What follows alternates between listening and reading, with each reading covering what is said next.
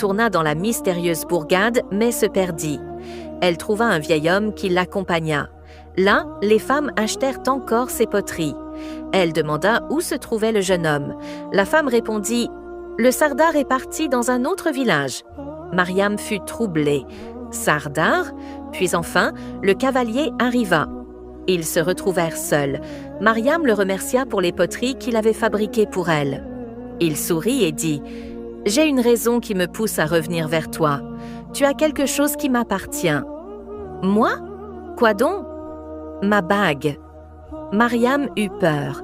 Elle voulut la rendre, mais il dit « Quand tu auras besoin de moi, je viendrai. » Un jour, un vieil homme l'arrêta brutalement sur le chemin et dit « Ne retourne pas dans cette bourgade. Ce n'est pas un endroit ordinaire, c'est un village de djinns. Le jeune homme que tu vois, c'est leur chef. » Avant qu'elle ne puisse répondre, le vieil homme disparut dans l'air. Mariam sentit son sang se glacer. À la maison, elle chercha la bague, mais elle avait disparu.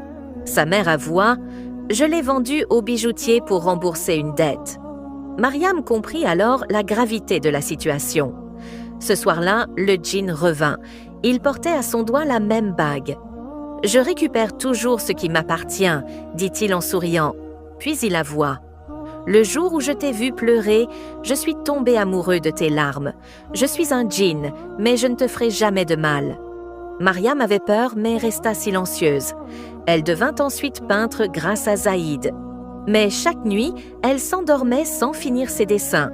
Et chaque matin, elle trouvait de magnifiques peintures complétées.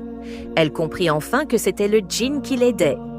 Une nuit, elle alla au vieil arbre où elle le trouvait toujours. Il apparut.